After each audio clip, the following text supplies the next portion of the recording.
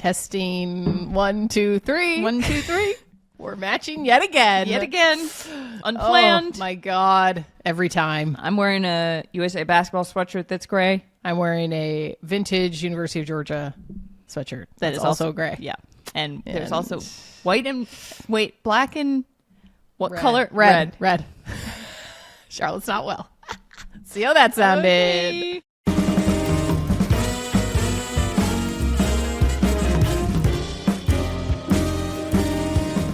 Hi, Charlotte. Madeline, hello. We're back from around the world. Oh my God. We How were crazy. in 2 different countries last week. Planes, trains, and automobiles. Amen. Where were you, Charlotte? Infrastructure, baby. Infrastructure. I was in Vancouver, Canada. My husband is a producer on a movie that's filming there.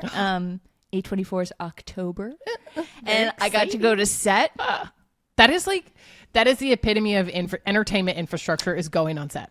Oh, Madeline, yes. There's nothing like it. Anytime I've been on set for a project or something, I'm like, it's unbelievable. Like how many people are there, how many people it takes to like build a set, operate a camera. You're so right. It is entertainment infrastructure. It was like magic. Yes. I was so locked in. Every piece of equipment, I was like, what is this? How do you do that? Yeah. How is this? And also, the acting in this is going to be incredible. I got to watch some of the takes, and it also made me realize how hard it is to be an actor. It's so hard. Which is a crazy thing to say, because obviously, like, cognitively I know, but then you watch what these people put themselves through, and also like they have to become somebody else just in like a room full of people wearing like North Faces. You know what I mean? And it's like silent, they're just mic'd up and they're just like, okay, go, you're in this movie now, act. And now that take is the take forever. Yeah, it's not like you get to go do a live show again.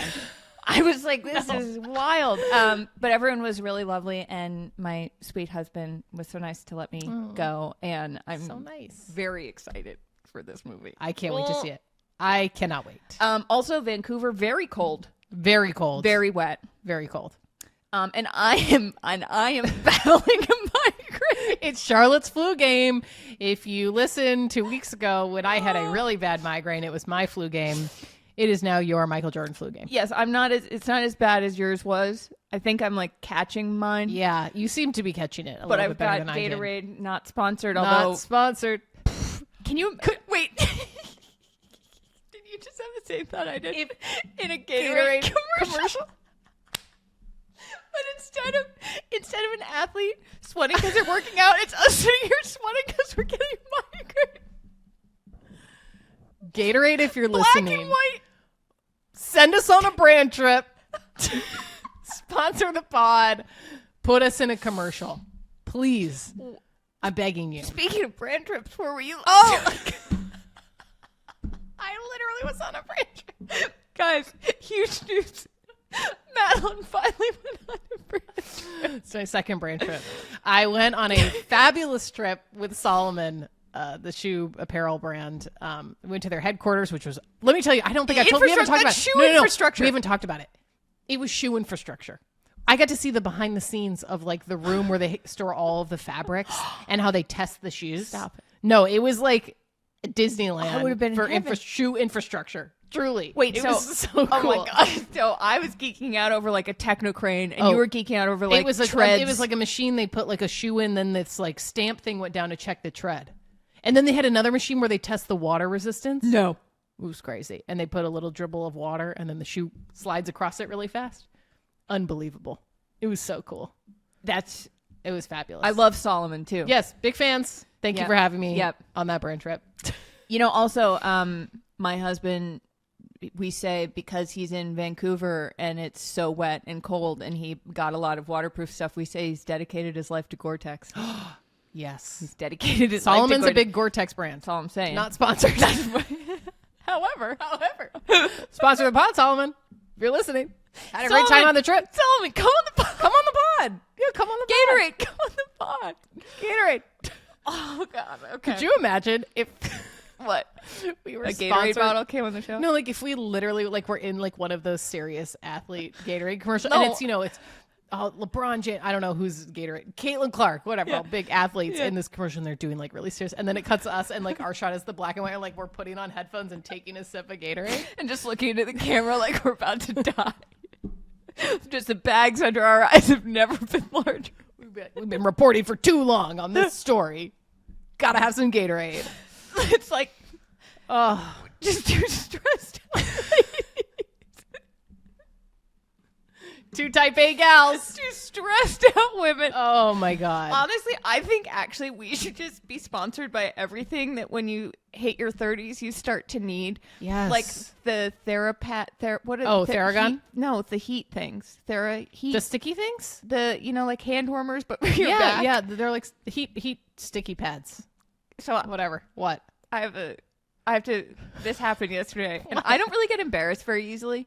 I'm just sort of like, yep, this is what we're working with, Yeah, right.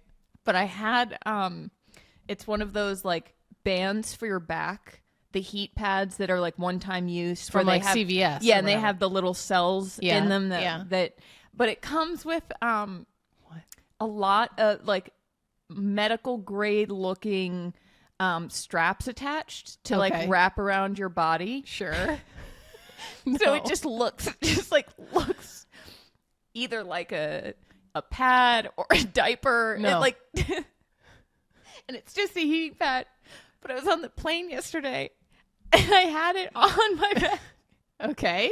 And I go to the bathroom and I come back. What? And I sit back down and I don't realize it.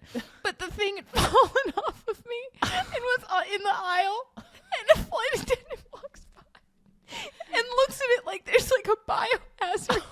And I was like, oh, sorry, that's mine. And she was like, what? And poked it with her foot. And I said, it's just a heating pad. And she was like, what? Because it doesn't look, and like wouldn't pick it up. And I was like, sorry. Ugh. So did you pick it up? Yes. And it was still hot.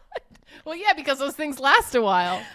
But I want to understand how it came off. Well, because I didn't have it like correctly strapped to me, because that's also weird. I thought I wasn't going to wear it to the bathroom, but I forgot I had it on when I went to the bathroom. I thought you were about to say you strapped it on like under your leg, like it was supposed to be like under your legs or something. It was supposed to be attached to me. What? Anyway, that's not even that funny. I was I enjoyed it. Thank you. I am glad that you worked through it and you got on the other side. I had a kind of embarrassing, not even embarrassing. It was more just I said something that was like, it was just true. Weird. It was weird. It wasn't even weird. I agree with it. Okay. We went to a brunch place this past weekend. We'll get to sports. We'll get to it. I need to hear our listeners' opinions on this. Okay. This topic. Yeah. A brunch. We're going for brunch, okay? Not dinner, I would like to point out. Yeah. 4 people, okay? Mm-hmm. Come over with the menus. They had some pancakes, egg, whatever. I'm not going to really describe the food because I don't want to give away the restaurant. I know where it was. Spot. It was really good. The food was good. Do I know where it is? I'll tell you after. You might. I don't know if you've been there. But it's not like what I think it is. I don't know what you think it is. Yes, you do. No, not the place that we go a lot. No, not that. Not Okay. that place. Different place. Okay. Yeah. Anyways, it's a brunch menu. Okay. The waitress comes over. Lovely. She's lovely. Nothing wrong with her. Mm-hmm. She's describing the menu. She goes, so plates are from smallest to largest. Blah blah blah. She goes, we really recommend family style. And I had a moment of just Larry David. And I go, well, I don't want family style. I want my own brunch entree. And she goes, well, the kitchen's small, so things come out, they're ready. I go, that's fine. I'll wait. I'm over family style. Not everything needs to be a small shared plate. You said for brunch. You said to the server, I don't want family. Yes. I hate it. I hate it so much. I hate it. Bring back an entree. It's brunch. I mean, any meal, bring back an entree. But especially brunch. What are we doing? Sharing a pancake? Yeah, I'm not trying to share an egg. No. So I was like, what are we getting? Coursed brunch? What are we doing? Bring back an entree and appetizers to share. Those are small plates. I don't want any more restaurants where they're like, we recommend 35 small plates, as we've talked about before on this show, for every meal. I don't want it. Just bring back shared apps, a couple shared apps for the table. than your own entree. You can have a little bite of someone's food. I don't want family style for brunch, especially, but really any meal, but especially brunch. The food was good. And here's what I'll say. Oh, shocker. The food all just came out at the same time. Because, you know, they probably just do the order by the table. Food was good, but I'm anti-family style. Make it stop. Make it stop. I don't even. I'm like trying to work out my thoughts in real time.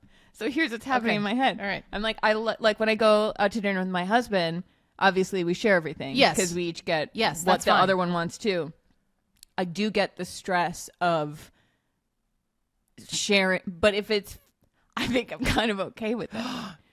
I think I'm kind of okay with it. But I do have scarcity anxiety where I get worried if I don't get. Yes. I worry that I won't get enough of the thing that I want. Well, also, and then it's not a tapas restaurant. Tapas, yeah, you're going in for small plates. You know what? I don't want to be surprised by a family style. I want to know ahead of time that that's what I'm getting. Can I tell you something about family style? What? I'm a menace when it comes to family style meals because I eat the most. Well, yeah, because that's what I think is part of it. Because you're like, but I'm like, someone's gonna eat this. Yeah, so it might as well be me. It was actually embarrassing because we went out to dinner a couple weeks ago with some people, and I ate so much of the entree that they were like, it's not. At the end of the meal, someone went to take like the last piece, and I was like, oh, sorry, I think I ate too much of that. That's what I'm saying. It doesn't work. It doesn't work. But it works if you get a lot of Well, yes, but okay, but that goes against what family style should be. It goes against I want multiple things. No family style. Okay. Appetizer's fine. And if I know going into it, if I'm going to a tapas place, yeah, I know it's family style. It's small plates. But all of these restaurants now, it's small plates. And they always want you to get so many. Just bring back an entree and a shared app situation. Right. Especially at brunch. Right. It's brunch. What? Right. No, I'm sick of it. I feel like Stephen A. Smith right now going on a rant about small plates. You've made your position very clear. Drove me crazy. The food, incredible. Excellent food. It's not their fault, but it's the system's fault. It's the system. It's the restaurant industry's fault. No more shared plates. We are now 12 minutes into this. Okay. I feel better. We have an amazing interview. With our yes. What? I had an admin not about small plates. I'm moving on from that. I'm like no about what? Our admin update. Oh, do it. Please rate and review and like and subscribe to the show. It really makes a huge difference. We've seen a lot of comments of people who found us on social media and are watching the show on YouTube or whatever. Please leave us a review. It makes a big difference. Follow us on Instagram at Sports Gossip and TikTok at Sports Gossip Show. But hey, we're two ladies doing this. It'd be great if you smash that follow and subscribe. Really helps. And leave a review. I am having trouble not laughing. Everything is very funny. I don't know if it's like the migraine meds. Well, that was like my episode, my flu game. I feel like it was the same thing. Everything is very okay. Yeah. Yeah. Anyways. Okay, anyway. Go ahead. Great. We have an amazing interview for you today. It's a short one with Jessica Smetana to talk about how the head coach of LSU, Brian Kelly, was fired and is owed $54 million. Sounds like that. 53. Yeah. It's a lot of money. And Jess is the foremost expert on Brian Kelly. So without further ado, here she is. All right, everybody. It's the moment that if you followed me on the internet, you probably knew where this was headed. Thrilled to welcome Jessica Smetana to the show, the co-host of the Echoes podcast with Mike Golick Jr., dear friend of the show, and contributor to the Levichart Show, and most importantly, a college football TikTok queen, I would say. Yes. Jess, thank you. Welcome. I'm trying to get to queen status. I feel like I'm perhaps a baroness right now. No, I don't think that's true. No, I think you're almost... Hey, listen, you're verified on TikTok. I see that little blue check mark. You know what? That's true. And Charlotte has been getting all of my Lord of the Rings TikTok reposts, so I'll take some credit for that too. I just told Madeline this off air, but I was on TikTok the other day and saw a build of a recreation of the Battle of Helm's Deep in miniature. Mm-hmm. And that's correct. I know how much Jess loves Lord of the Rings. Sent it to her only to realize that she had reposted it, and that's the only reason it was the nerdy. Like this was. She sent me my repost. Yes. Yes, I did. That's like repeating someone's own joke to themselves, and they're like, I told you that joke. Yes. 3 weeks ago. Why are you telling it to me again? You're like, no, I made it. And you're like, you didn't. No, I told you. You didn't. Just told me. We are not here to talk about Lord of the Rings, though. We could do a whole Sadly. episode on that. We are here to talk about Brian Kelly, the now former coach of LSU, was fired. When was he fired? Sunday? Monday? Yes. Sunday. After much deliberation, it sounds like, between the governor of Louisiana, the athletic director, and the trustees. Okay, well, I wish I was in that room. Yeah, seriously. Jess, you are the foremost Brian Kelly expert. For those who don't know, Brian Kelly was the head coach at Notre Dame before taking the LSU job, and he might have more lore than anyone in college football. Jess, can you set the scene for why it's a big deal he got fired, and we're going to just call this segment, What's Going On Here? What's happening I here? love that. So it's a big deal because Brian Kelly was hired to coach LSU in 2021 and sort of abruptly left Notre Dame after being the head coach there and becoming the winningest head coach in Notre Dame history, which he accumulated a lot of wins over 12 seasons or so. And LSU hired him because they believed that this would be this big splashy hire. They had also reportedly wanted to hire Lincoln Riley and make just a big head coaching splash with the football team after Ed Ogeron had left, who had won a national championship at LSU. And in fact, LSU's expectation was Brian Kelly will also win us a national championship here. That is the baseline. He's got to make it to the playoff and win some national championships. Well, that did not materialize. And even though Brian Kelly had a Heisman winner on his team at one point, and in his first season made it all the way to the SEC championship, he just was never able to make the playoffs. And instead of seeing it through to the end of this very long and lucrative contract they signed him to, they decided to cut bait 3.5 years in and now owe him reportedly around $53 million. So that is, I think, the surprise, is that this is one of probably the second highest buyout in college football history behind Jimbo Fisher. James Franklin, who was also fired from Penn State a couple weeks ago, was reportedly going to get paid around $50 million. And there's a lot of caveats to how much money it ends up being, because if he gets another job, there's going to be offsetting there between the amounts of money it is, and if it's a lump sum settlement or if they end up paying him out month by month, it sort of just depends on what the lawyers decide and if he gets another job. But regardless, it's a ton of money, and he was one of these coaches that signed these huge contracts in 2021, and I don't know, the first of many dominoes to fall, I guess, from that group of coaches. Yeah, it's crazy. And if this is correct, tell me if this is, that LSU's athletic director was also responsible for hiring Jimbo Fisher at Texas A&M, who you just mentioned. Wait, really? Which I feel like isn't a great track record to have the two top highest payout, well, yeah, those two, right? Is he the second highest now? Well, it's funny because last 2 weeks ago when we were talking about James Franklin being fired at Penn State, James Franklin, thank you. Madeline was the second highest buyout since Jimbo Fisher, and then Jesse, come on, you're the second highest buyout since The Jimbo Fisher number was so absurd, but what was it? Yeah, it was $77 million or something like that. I mean, $77 million. It was ridiculous. And 54 for Kelly. But yeah, so when Scott Woodward, who's the LSU athletic director, got hired, he was like, I'm going to make a big splashy hire. This is my thing. And so now, as you can see, it has not ended well for the football team. But it's also because LSU is a little unique in that I think it's one of the best head coaching gigs in college football. Of course, if you're going to leave Notre Dame for another job, there's probably only a handful of those that it would be. And LSU's one of them. Just real quick, what makes LSU such a good job?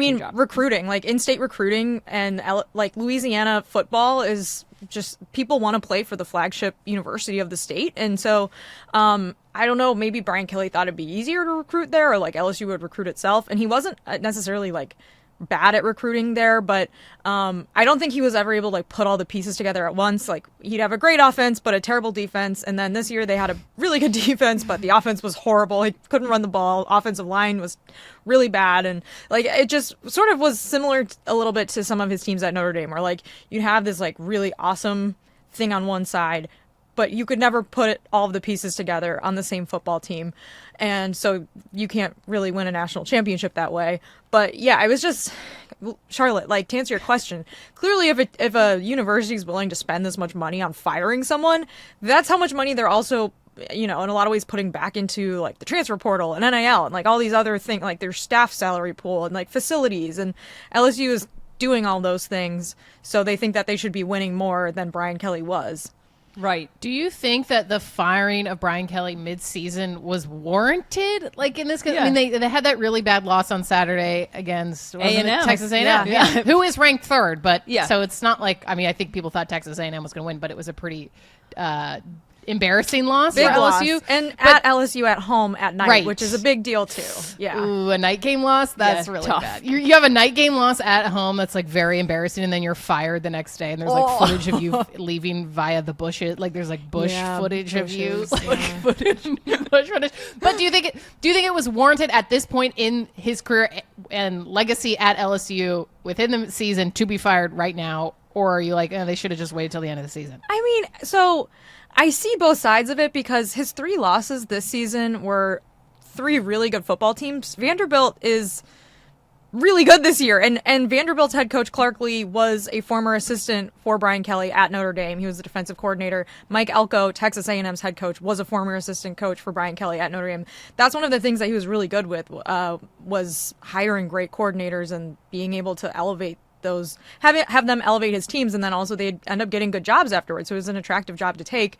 So I think that plays a little bit into it, that he lost to 2 coaches that, especially Mike Elko, who's undefeated right now at Texas A&M and has done it just in his 2nd season there.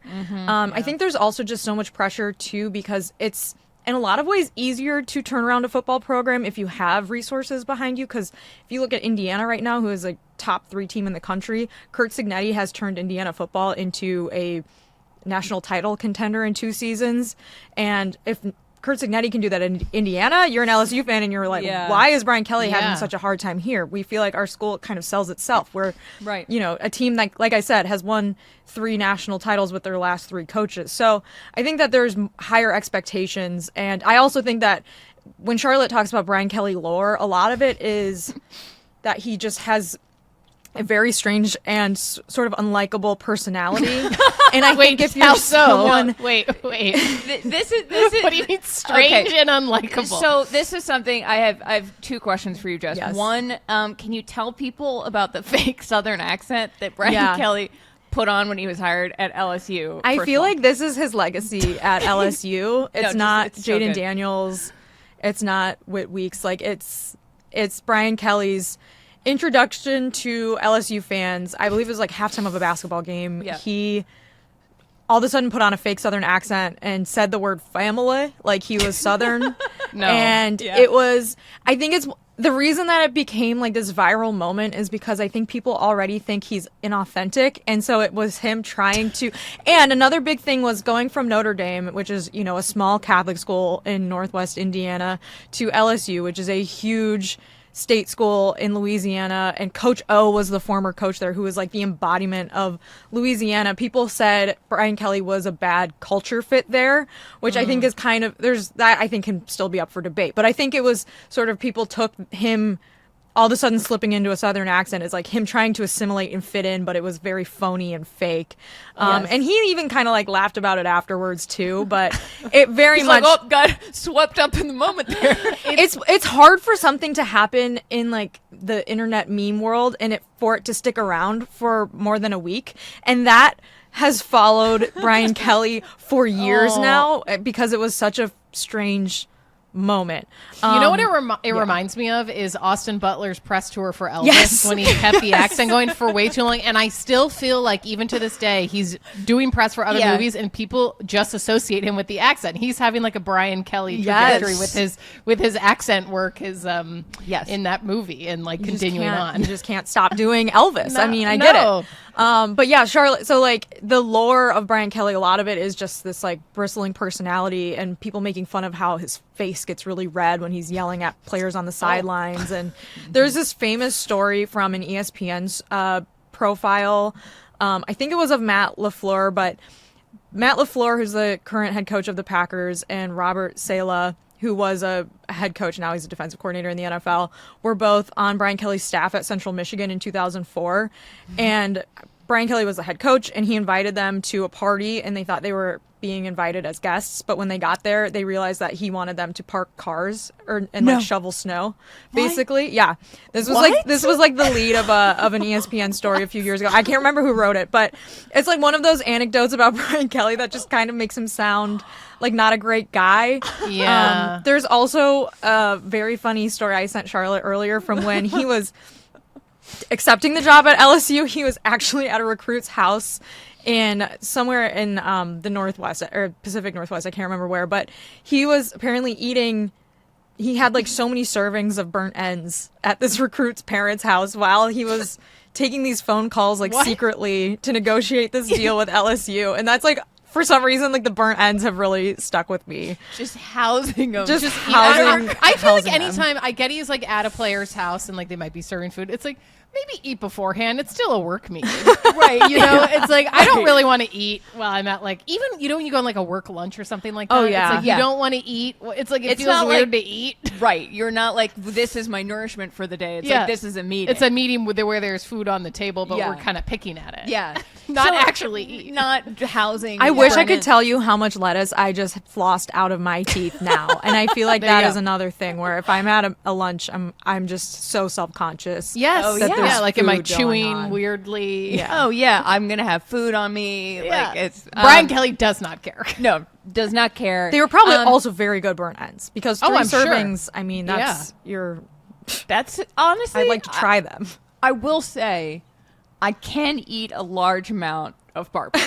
So like I see there's like, no yes, we all agree on that. Okay, anyway. I think Aunt Brian Kelly would agree. So that's not the point. But just saying, like I get the third serving. Jess, you had a TikTok that I thought was fascinating about the James Franklin firing and how much public money goes into this because LSU is a public university, right? Yes. Yes. Okay. Yes. Right. So like. Yeah. Do taxpayers end up footing like the over $50 million that potentially Brian Kelly is owed? So like no boosters are going to pay for it. However, I think that if you're I made this point in this TikTok, like if you're going to make the argument that public funding and the football program have nothing to do with each other, I think it falls flat because public funding does fund a lot of large public universities and the football teams are part of the universities and help market, you know, like the university and the football team market for each other and have like very tied up finances too. So no, like technically no, your tax money's not going to be directly going into a buyout, but I do hate to be this person because it's in some ways I feel like Kim, there are people dying, like $53 million going to fire a head coach. And there's very few schools that are not guilty of this too. So I'm not calling out Penn State or LSU. Like this is the business of big athletics. A person donating millions of dollars to fire a coach so they don't work for you anymore while people are literally dying like of hunger. It's just like it really is an unfathomable amount of money. I feel like trying to normalize it. A lot of people try to normalize it, and I'm just still dumbfounded. Like these fired head coaches, people joke about it all the time. The best job in the world is to be a fired head college football coach because it's true. Like Jimbo Fisher has not been working the last few years. He's been doing ACC network stuff this past season, but he's just collecting probably like $1 million plus salary every month. So crazy. So how do LSU fans feel then? Like if they're like, you know, if kind of the sentiment is, well, it's not our money technically that's paying this fired guy's retirement salary essentially. How are they feeling? Are they like, thank God, finally, this was a long time coming?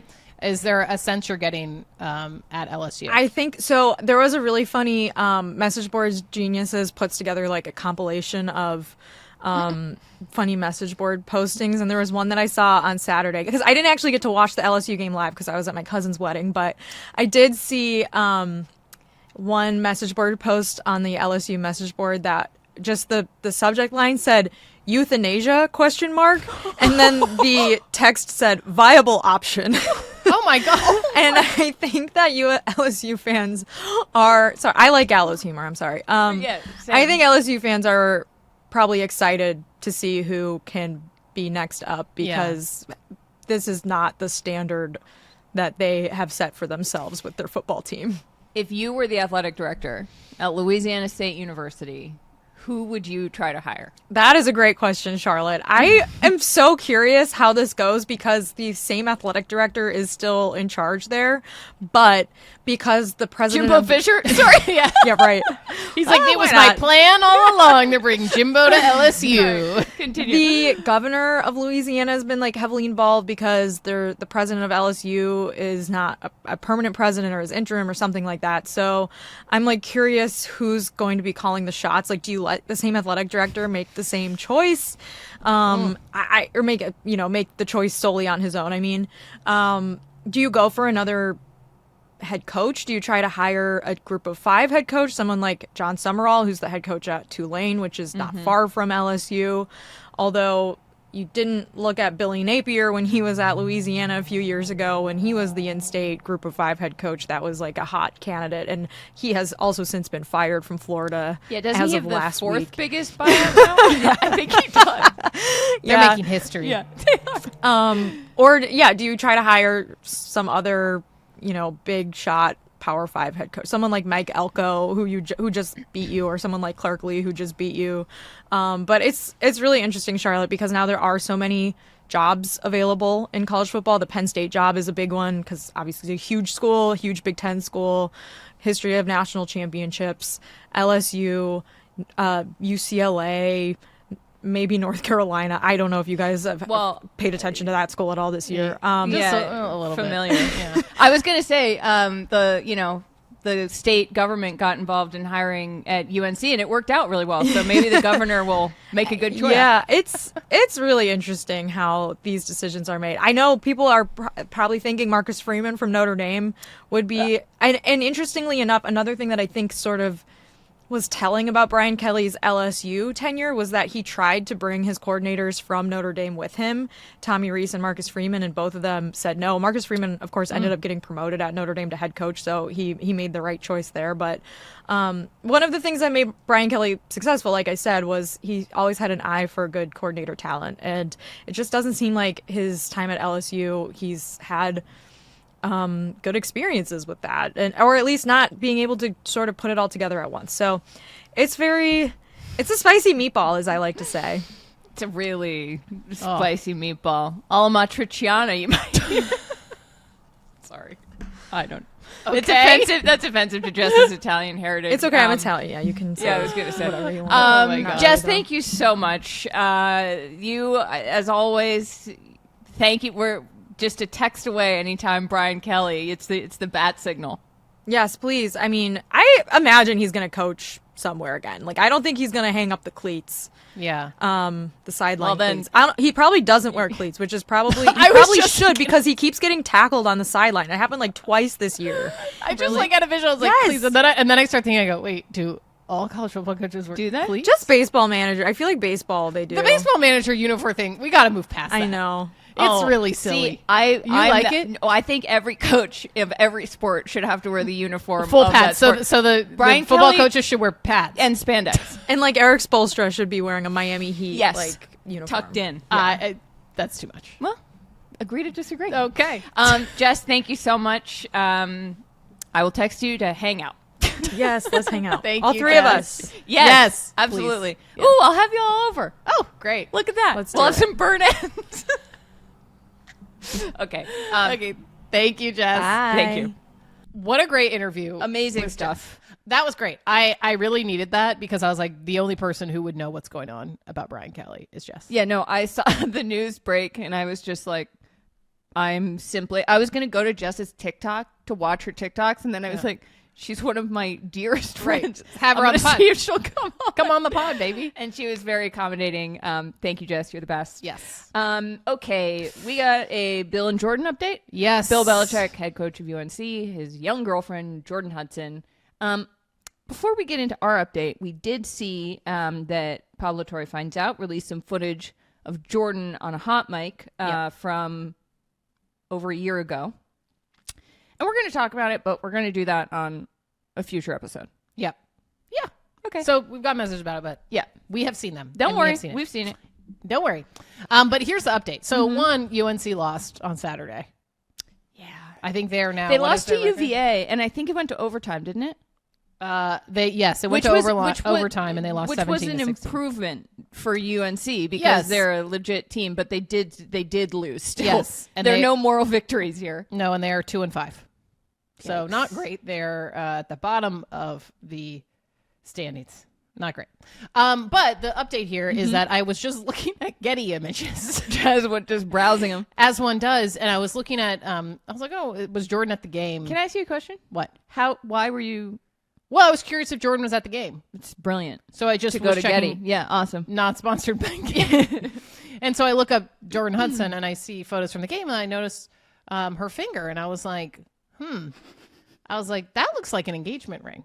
And if you've listened to the show for a long time, we've talked about this before. There's been reports before of Jordan wearing a sparkly ring on her left finger, the engagement ring finger. I forgot which finger. On a finger, the left ring finger. I cannot keep it together. Charlotte's not well. Okay, I'm gonna keep talking. Yeah, you please, just keep doing whatever's just happening give over me here. a Anyways, there were photos from her at the Super Bowl last year wearing a ring. It was like a Trois et Moi style ring. What is that? Like two diamond, two. Is that what you call that? I think so. Cool. I think so. Cool. No, I believe you. I just didn't know that. I don't know. Anyways, and then there were also photos of her and Bill leaving. I think it was a charity event, and she also had a sparkly ring. It was the Museum of Natural History. That's what it was. Because we talked about that when it happened. Because we were like, weird choice. I mean, random. Listen, you know what? The museum. Invite us. Well, that's not what I was Invite going to say. us on your brand trip. But invite us on an archaeological dig. Wait, Madeline. Combust. Dinosaur bones are the infrastructure of prehistoric animals. Of society. Of society, really.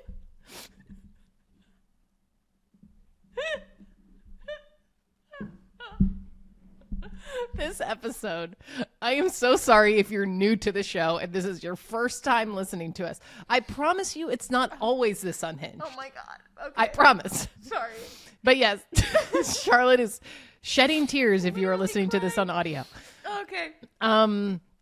Anyways, so she's been spotted with this ring before, but then I'm looking at the Getty images and she had a ring and it looked like a new ring. And then I was like, wait, have I not noticed this? And then I look at other games this season and she's also wearing that same ring on her ring finger. So again, they very well could not be engaged, but it is certainly a choice to continue to be wearing a ring on your left ring finger. I'm just saying. It's a big choice. I feel like it's like I never wore a ring on this finger until I was engaged. No, it feels weird. Maybe I had at times when I was very much single. Do you know what I mean? Where you're just like, whatever. Yeah, like I have a couple rings I want to wear. Sure. But okay, fair. If you think that I would have been seriously dating my now husband and casually started wearing a diamond ring on my left finger before we were engaged as a get the hint, he would be like, are you well? Yeah. And I wouldn't be. You're like, no. And I don't think this is I could see a world, having spoken to Jordan as much as we did, I could see a world in which she's like, what? It's just a ring. Yeah. You know what I mean? Because I feel like there have been reports from people that have leaked from Bill's side being like, he's absolutely not getting married. Right. And then people thought when he renamed his boat 5+1 rings that it was because they were engaged. But we think it's for her cheerleading national championship. Yes. So I don't think they're engaged. Yeah. All right. But I mean, they haven't said one way or the other, but it's just like an interesting tidbit that I just found. Just cough in the mic. It's just an interesting tidbit that I found as I've been digging on Getty images. So Thank you for that. I just had to say Ring that. Watch Ring Watch 2025. Yes.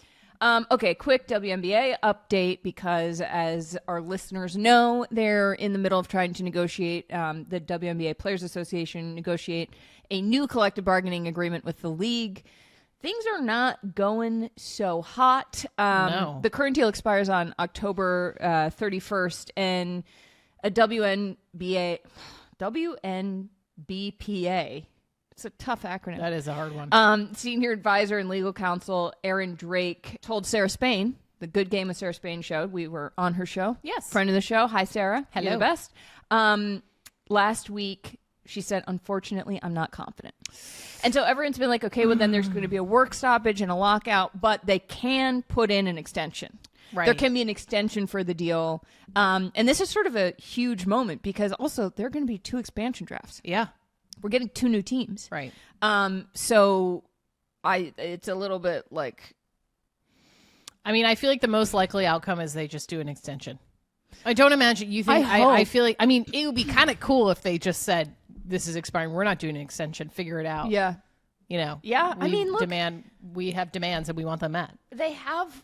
I think the players have all the power. It's like their bodies are what you need for this to be a league. Yeah. Kathy's not going out there. Kathy's not hooping. No. Kathy did hoop, but she's not she hooping. Not currently, Kathy Engelbert, the commissioner. Maybe she will. Do you... What? Do you think she was just an absolute nightmare? Because she used to be the CEO of Deloitte. Uh-huh. Do you think she was just like like everyone was like, ugh, we're playing like work league basketball. Yes. Like, oh, Kathy takes it way too seriously. Too seriously. I mean, I feel like if you did play basketball at an elite level and then you have a job, it'd be really hard to just play like you were just pick up basketball or pick up whatever sport. And you're just waiting for everyone to be like, do you want to play basketball? Yeah, I think so. And to bring it up in conversation. Right. You're like, oh, yeah, like, oh, what'd you do last weekend? Oh, I was in New York a bit. Yeah, you know those courts at West 4th. Courts are great. Pretty cool. Yeah. You know, I used to hoop. I used myself. to play. Bit of a baller. You might not know that about me. It's like we do know that. Yeah, no, we're aware. Yeah, I don't feel like it's looking great. I don't know. I feel like there's going to be an extension, but also there very well could not be. We'll see. We will see. We're on NBA, CBA watch. Ring watch, NBA, CBA, too many letters. Speaking of who's watching, the FBI was watching. Good transition. The NBA very closely because of the gambling scandal heard round the world last week. When I sent it to you, I think you were waking up because you're in Canada. We were on wildly different time zones. I was in France. And I was on the west coast of North America. Yes. And so I think we were 9 hours apart. And Madeline had just been waiting for me to wake up. I was waiting for an okay time to text. It's like 7 a.m. Yeah. And I get a text from you, which texts don't wake me up. I just woke up and I saw it. And you were like, this is crazy. Yeah. And it was that Chauncey Billups, the current head coach of the on leave at the time, the current head coach of the Portland Trailblazers, Heat player Terry Rozier, and a former basketball player named Damon Jones, who's good buddies with LeBron James, and was an assistant for the Cavs, were all indicted.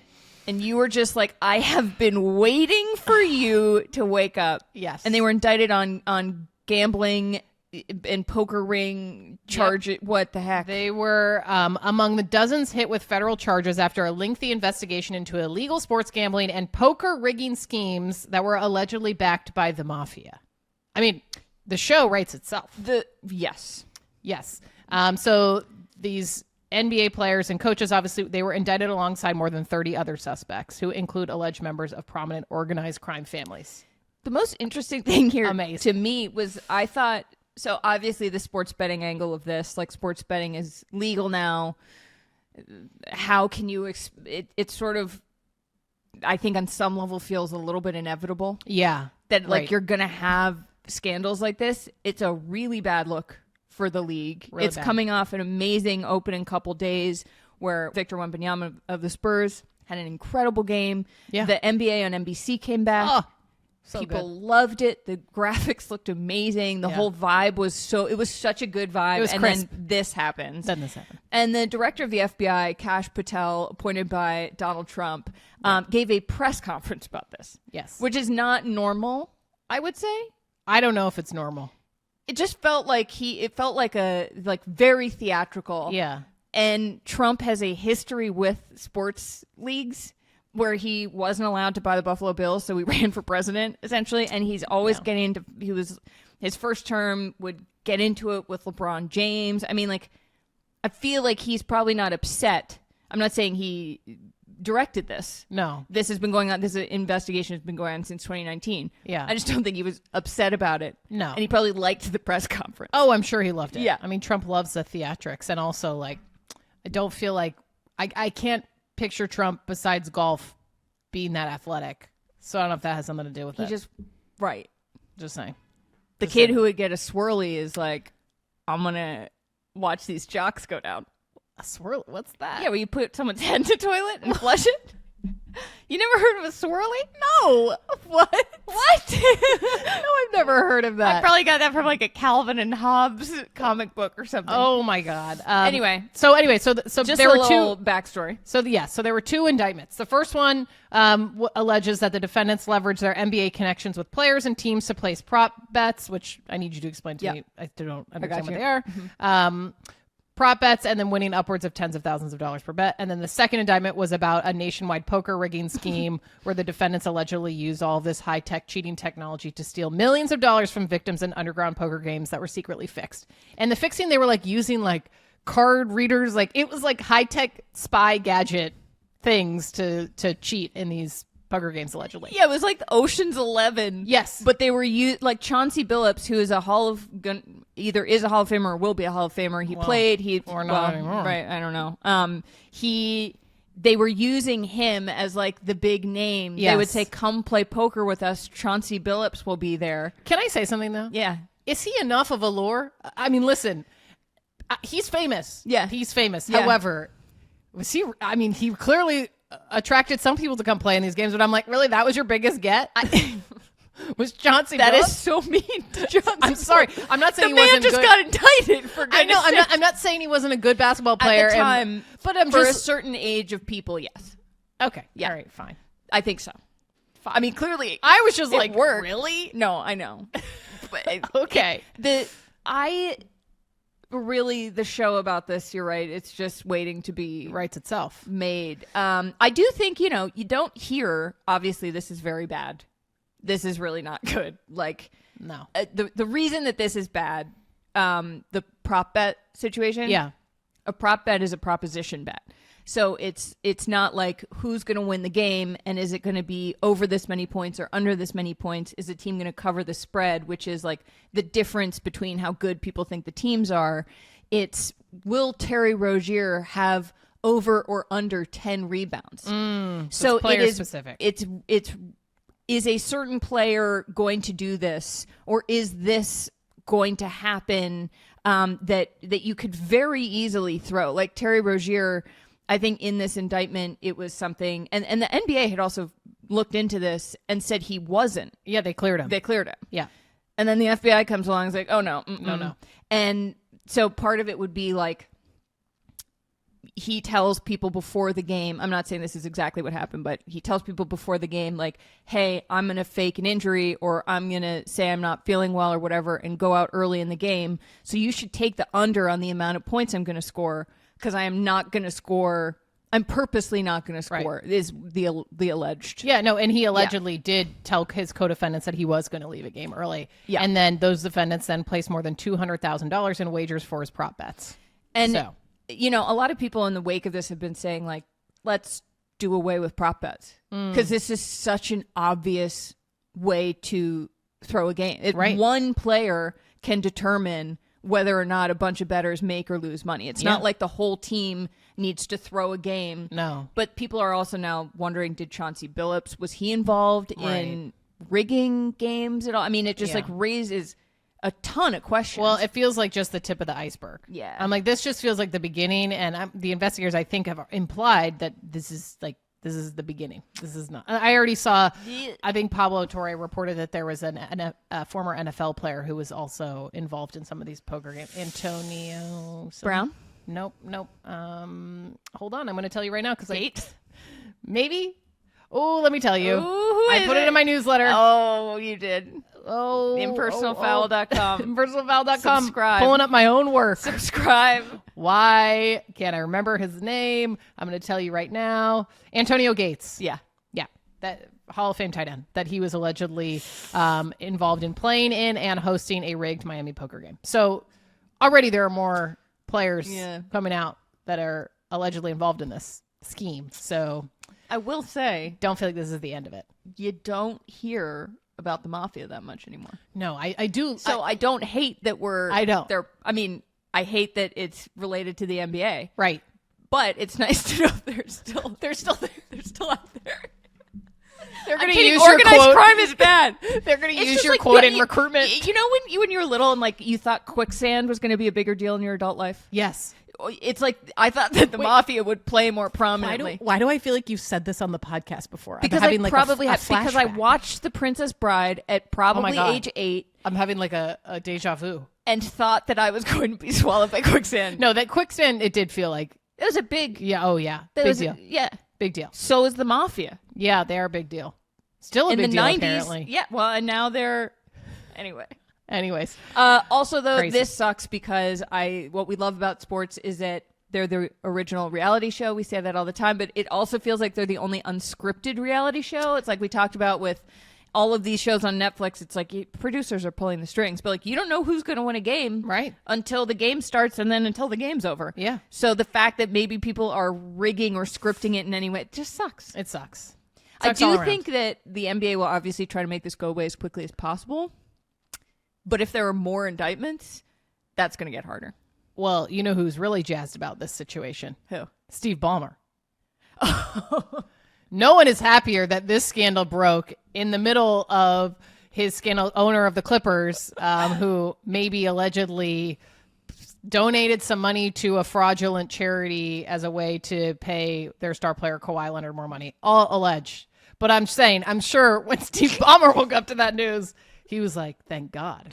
Thank God this was breaking, because now no one is paying attention. Okay, are you ready for Galaxy Brain? What? What if Steve Ballmer knew that his scandal was going to break, but knew he was going to do this, so back in 2019 starts paying the Mafia to get Chauncey Billups involved so that the scandal will break? Or what if he's an informant? What if Steve Ballmer's an informant? In that case, Oh my God, we cracked the code, everybody. we solved it. We solved it. Girl reporters over here. This is Sports Okay. Gossip Center. Yeah, so that's our really technical breakdown Yes. of what's going on there. We'll keep an eye on it, folks. Gambling watch. Gambling watch. I'm going to say this every time. I fear you may. Methinks. Methinks. All right, let's talk about the NFL. Please. First thing we got to talk about, I just wrote this in here. Ugly Steelers uniforms. The Pittsburgh Steelers wore throwback uniforms, which teams, they do it every year, right? These throwback uniforms. Is it required that they do That's this? a great question. If someone works for the NFL, can you tell me? That is a great question. Is it I don't required? know. I think it's just a thing that teams started doing, but maybe it is required. These uniforms need to stay in the past. When were these from? Well, according to my digging, I believe they were from the 1930s, but let me confirm that. They're from 100 years ago. I believe so. I mean, not the actual jersey. They were replicas. Yes, they're 1933 throwback uniforms. Huh. And they truly are some of the ugliest uniforms I've ever seen. The pants are tan. Doesn't look good on anyone, especially in a pant form. Looks like they're not wearing pants. They're essentially tan capris. Tan capris. I saw someone on Twitter say that they look like Spanx, and I would agree. They do. As someone who has worn Spanx. They are shapewear. They are shapewear. Skims. They're in Skims. Shapewear. Kimberly sent the Steelers some Skims. No, they're some of the ugliest. Can I uniforms. describe the jersey? Please? So it's Steelers yellow, which is the color of the mustard you put on a hot dog. Yes. French's. And it looks like you took black duct tape and just kind of put it in a V near the collar and then just like a bunch on the tummy. You know what I mean? It reminds me of I played volleyball my whole life. Uh-huh. And one year in middle school, I guess our school uniform budget got cut. Hashtag Oh no. public school. The hashtag Department of Education. Give schools money for things. Okay. Fund the arts, fund the athletics. Give the kids books. And our uniforms were these cut off yellow, same color, yellow, mustard yellow jerseys. Yikes. And they were truly the most embarrassing color. And then we had loose spandex shorts, which there's nothing What? worse as a volleyball player That's than wearing loose spandex. That's legal? It was Loose legal. And it spandex? was. Wait. Oh, and we had yellow socks.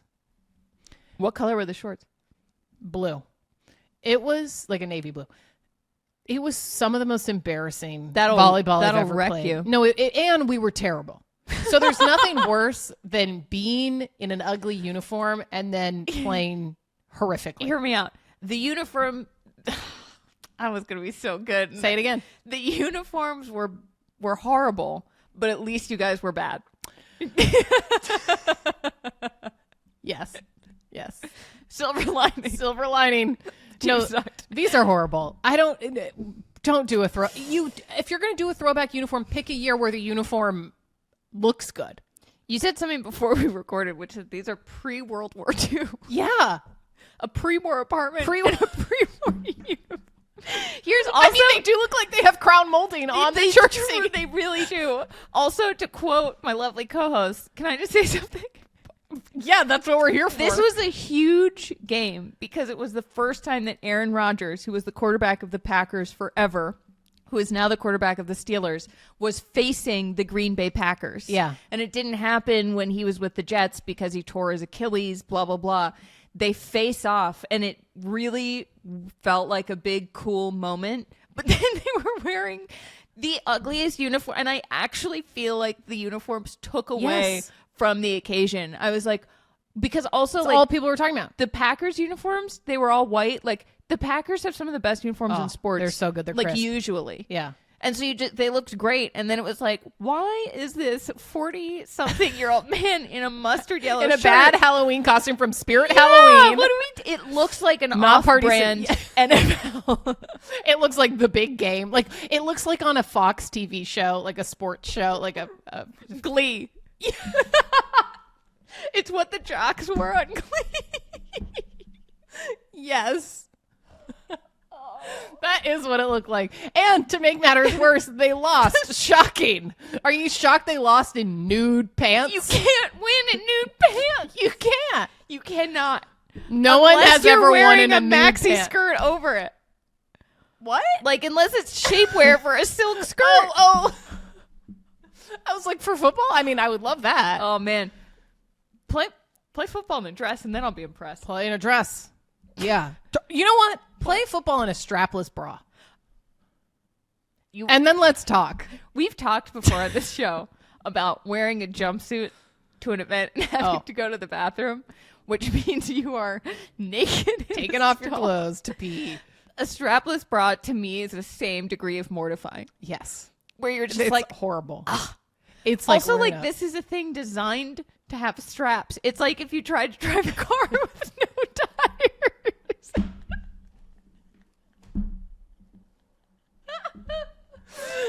Listen, you're not wrong. You're like, what? You're not the wrong. whole point of this is that it I hate a straps. strapless bra. They're really one of the Awful. worst things. Awful. Oh, I don't like a strapless dress either. Even because then you gotta wear a strapless bra. you know what's unfortunate? What? They look good on me. I did wear a strapless dress for my wedding, but it was annoying. And I do have a strapless jumpsuit. Whoa. I have a strapless jumpsuit. So not only do I have to take the jumpsuit Okay. Oh my God. Do you have another NFL update for me? Oh, yes, I do. Los Angeles Chargers quarterback Justin Herbert is dating singer, actress / whatever else she does Online, Madison Beer, and they have been out and about in LA, which I really appreciate. Ooh. I really like it. They were sitting courtside at a Lakers game over the weekend because the Chargers had a bye week. Oh, that's nice. Yes, and Madison Herbert, a ball almost hit her in the face. Herbert. Oh. Oh my God. Maybe someday. Ring Watch 2.0. No. Justin Herbert, a ball was coming in her face and he put his hand out Really? and deflected it. I was like, that was a good boyfriend move. Talk about Glee or High School Musical. Yeah. That's something right out of a Disney Channel movie. It was. I love that. Yeah, no, and then they were also spotted at a Halloween party in a couple's costume. And I feel like if you're already What was wearing it? I think she was a sailor and he was a captain. Seemed like that type of costume. I think. And to me, I love boats. Look, you love a boat. I love a boat. But to me, it felt like doing a couple's costume. You only do that if you're actually seriously dating. Okay, Hear me out. A couple's costume is an in real life hard launch. Yes. If you agree to do a couple's costume with someone and you're not that into them and you think you might break up with them within the next 6 months, You are a monster. Don't do it. That is so mean because obviously they're going to put a picture of it up. Yeah. The whole obviously. point. Yeah. Don't do it. Don't do it. Don't do it. Anyways, so Cool. Congrats to them. Awesome. The New England Patriots have won 5 games in a row. Your New England Patriots. Is Drake made the next Tom Brady? Might call him. Uh-oh. Might call him. Uh-oh. Speaking of Tom Brady. What? Oh, my God. It's been a minute since we did a Tom Brady's Online segment. And this is probably one of my favorites that we do because he does not disappoint. If you're not already following Tom Brady on Instagram, which you probably are because he has millions of followers, just his story is unselfconscious in a way that it's like a toddler enjoying something. It's like a child seeing snow, you know, like I've said Toddler that about watching your Miss Rachel. It's like Madeline watching Red Zone for the first time. Best day of my life. Just like not thinking at all about how potentially. No, it's not like that because that wasn't cringy. It's like it's like being blissfully unaware of the language of the internet. Yeah. Yes. He doesn't. He follows his own rules. He does, and we love it. We love it. I mean, he is a quarterback taking plays out of his own playbook. He is audibling left and right. Yeah. Couple Hail Marys. Couple Hail Marys here and there. Hail Marys. Hail Marys. So he posted 3 slides last week on his story. The first is, and these are all illustrations, but illustrations like a bad children's book or like AI's version of a children's book. And in the first one, there are 5 doors. And the first door has a long line of people. And the door... It's like a bathroom line at a concert. Yes. And above the door, it says to criticize. So a bunch of people waiting to get into the door to criticize. And then the next line, which I took personal offense to on our behalf, is long, but not quite as long as the first line. And it says to gossip. Rude. Gossip is not bad. Gossip is just the exchange of information. Correct. That can prove very helpful. Yes. The third door... which, again, a slightly shorter line, is to get involved. Okay. I have some questions about what that means. Doesn't sound super specific. Yeah. Fourth door, to encourage. Much shorter line. And then the shortest line of all, to help. And he posted it with a heart emoji and the prayer hands emoji. And you're also missing that he added the Lil Wayne song, Let It All Work Out, as the audio. I would like to add. So what do you need to work out, Tom Brady? You seem booked and busy. You're not. I was about to say you're officiating NFL games. You're doing broadcasts. You're talking. You're speaking. Yeah, you're speaking broadcast. You're in commercials. I saw you're in another one for GoPuff, the delivery service. Also, he was in one for an air fryer. Did you see that? No, for GoPuff? No, for a literal air fryer. I think it's a Ninja air fryer because he says, "I think I'm ready for another roast." Oh, because a roast of Tom Brady on Netflix. Okay, was kind of a disaster for him. And then it shows him putting a chicken in an air fryer. All right. Also interesting to make a joke about that because his ex-wife, Gisele Bündchen. Can you say that last name again? Can you say it? Gisele Bündchen? Was upset because they made jokes about his kids. Yes, and she was like, that's off limits. So he's making another joke about the joke. But anyway, okay. So then the second slide that he posted is again an AI looking illustration of a tree, and there's the ground, and it shows you underground and above ground, and above ground is the tree with a setting sun behind it, and below ground are a bunch of roots, a mirror of the tree, you might say, and it says some days you bloom, some days you grow roots, and in bold, both matter. And then, can you tell people the emojis he used for this one? 100 emoji and a muscle emoji. Okay. Still the Lil Wayne song, Let It All Work Out. Our last... oh, my God. Wait. This one's kind of horrifying. This one's kind of horrifying. I'm sorry. I did not... I did not realize what this was. Okay, it's a mouse... Trigger warning for people if you have children in the car. I literally can't. Okay. No, I know. It's crazy. It's a mouse with 2 tails. And one of those tails is very long. And it is trapped in a bunch of mouse traps. And then there's a smaller mouse beside it holding its hand, and this is from behind, and the older mouse has a cane. And then it says, this image signifies the importance of having a good mentor in life. And he did the praise hands and a lion emoji. Is this straight from AI? Well, here's what I think it is. Why does it say this image signifies the important? Shouldn't it have a like motivating? I don't know, but all I can say is that no one has needed Facebook more than Tom Brady. All of these memes that he posts. He has Facebook. I know, but these all feel like what your mom's friend who lived down the street when you were a kid but still comments on your old Facebook photos posts on their own Facebook page. And was lightly involved in a mid-level marketing scheme that went bankrupt. 100%. That is what this is to me. Tom Brady, all you need, just start posting on Facebook. This is not for Instagram stories. No, don't stop. Are you kidding me? Why would you say that? This is the greatest. This is like a horror movie. It's crazy.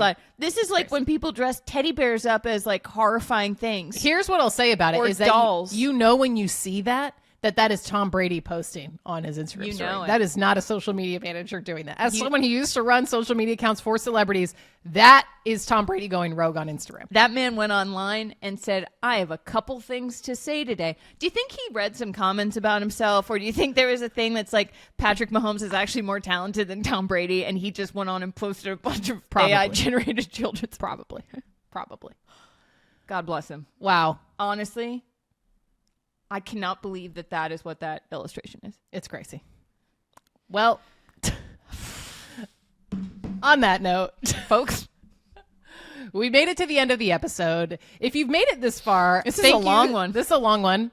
Thank you so much for watching on YouTube or listening on Spotify. On Spotify or Apple or wherever you get your podcasts. And as I said at the top of the show, please rate and review the show. It really makes a big difference. Truly, we say it all the time, but it really does. And make sure you're following us on Instagram at Sports Gossip and TikTok at Sports Gossip Show. Am I missing anything? No, I think I would just like to say a special thank you to everybody for bearing with us today. If you made it this far, hooray! And if this is the first one you've listened to, or if you're someone who I met last week who's a very impressive person on a movie set, and they asked what I did, and I said, I have the Sports Gossip Show, and this is your first one. Maybe we got to move that to the beginning as a disclaimer. Maybe. Who knows? We'll see. Thank you. Anyways, thank you so much for listening, and see you on the flip. Okay, bye.